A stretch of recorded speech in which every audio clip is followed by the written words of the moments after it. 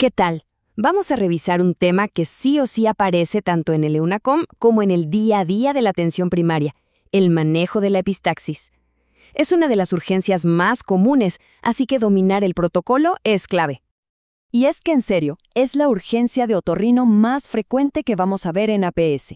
Por eso, saber manejarla de forma secuencial, paso a paso, es una competencia fundamental para el EUNACOM y obvio para la práctica clínica. Así que vamos a ver cómo se hace bien. Bueno, llega el paciente. ¿Qué es lo primero que hacemos? La evaluación inicial y rápida. Y digo rápida porque tiene que serlo, pero también muy precisa, porque de aquí depende todo lo que viene después. Ojo, antes de enfocarnos en la nariz, lo primerísimo es el ABCDE. ¿Está el paciente estable? ¿Está compensado? Hay que preguntarse, ¿la vía aérea está permeable? A veces degluten muchísima sangre y eso es un riesgo. La estabilidad hemodinámica es y siempre será nuestra prioridad número 1. Siempre. Ok, paciente estable. Ahora sí, nos vamos a la nariz. Y aquí viene la decisión más importante que vamos a tomar en los primeros minutos. ¿Esto es anterior o posterior? Miren, la anterior, que es la que manejamos en APS, casi siempre viene del plexo X-Elvac. El sangrado es más bien un goteo, unilateral, hacia adelante. Pero si vemos un sangrado que es abundante, que es bilateral, o que el paciente nos dice que se le va por la garganta, ahí hay que prender las alarmas. Eso huele a epistaxis posterior. Y hacer esta diferencia es crítico, porque la posterior se deriva de inmediato. Perfecto. Ya confirmamos que el paciente está estable y que lo más probable es que sea una epistaxis anterior. Ahora sí, podemos entrar de lleno al protocolo de manejo. Y la palabra clave aquí es secuencial. Y con secuencial quiero decir que es escalonado, paso a paso. No nos podemos saltar etapas. Hay que intentar cada paso y hacerlo bien antes de pensar en el siguiente. Es como una escalera. No puedes llegar al tercer escalón sin pisar el primero y el segundo. A ver, veamos cómo es esta escalera. El primer escalón, entonces, son las maniobras de primera línea. Lo primero es la posición. Paciente sentado, un poco inclinado hacia adelante. Jamás para atrás, por favor. Eso solo hace que traguen sangre. Luego, la compresión. Se aprieta la parte blanda de la nariz, las alas, con firmeza contra el tabique. Y aquí está el truco. Hay que mantener la presión constante, sin soltar, por lo menos 10, idealmente 15 minutos. Cronometrados, no vale estar mirando a cada rato. Créanme, la gran mayoría de las epistaxis leves se resuelven solo con esto. Bien, pasan los 15 minutos, soltamos y sigue sangrando. ¿Y ahora qué? Si hicimos bien la compresión y no funcionó, bueno, es hora de pasar al siguiente nivel. Ya nos metemos al box de procedimientos. Y para eso hay que tener todo a mano. ¿Qué necesitamos? Una buena luz, idealmente un frontoluz para tener las manos libres. Anestésico tópico, como lidocaína, y un vasoconstrictor, como la oximetazolina. Unas tórulas de algodón y la estrella del siguiente paso, las barritas de nitrato de plata. Como siempre en medicina, estar preparado lo es todo.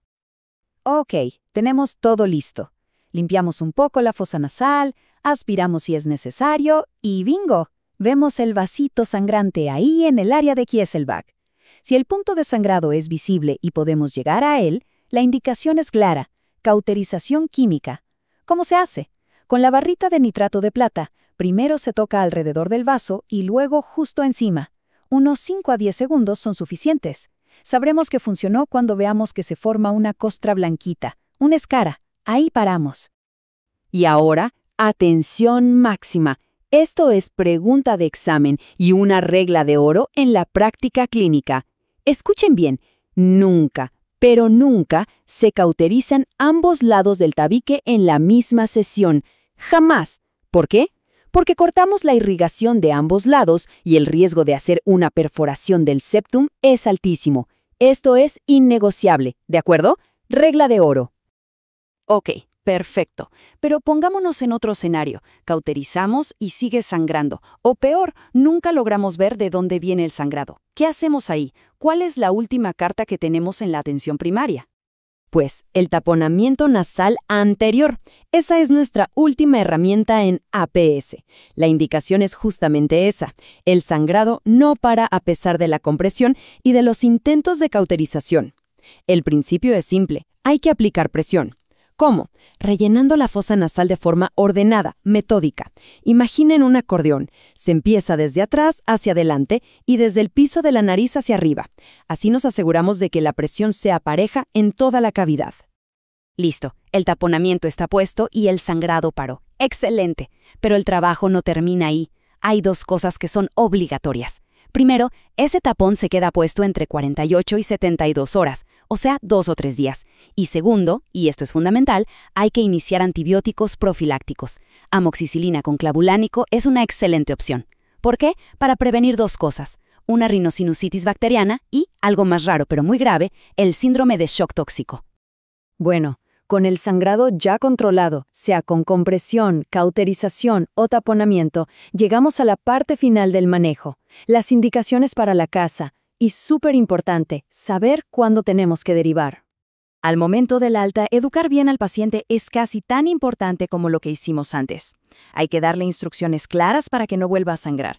Cosas como reposo relativo por 1 o 2 días, nada de sonarse la nariz con fuerza, lubricarse las fosas nasales con vaselina, por ejemplo. También, si se puede, evitar los antiinflamatorios no esteroidales. Y por supuesto, explicarle muy bien cuáles son las señales de alarma para que consulte de nuevo. Y para cerrar el círculo, las banderas rojas. Esto es lo que nos dice hasta aquí llego yo. Esto es para un especialista o una urgencia hospitalaria. ¿Cuándo derivamos sí o sí? 1. Si el taponamiento anterior no controla el sangrado. 2. Si desde el principio teníamos una alta sospecha de que era posterior. 3. Si el paciente se inestabiliza hemodinámicamente en cualquier momento. Y 4. Si sabemos que tiene una coagulopatía que no está corregida. Conocer nuestros límites es fundamental para una práctica médica segura. Y bueno, para terminar, quiero dejar una pregunta para la reflexión, que es clave para la práctica. ¿Estamos realmente seguros de poder reconocer esos signos, a veces sutiles, de una epistaxis posterior que necesita derivación urgente? Porque al final del día, más allá de la técnica del taponamiento o la cauterización, saber diferenciar entre lo que podemos manejar y lo que debemos derivar es probablemente la habilidad más importante de todas.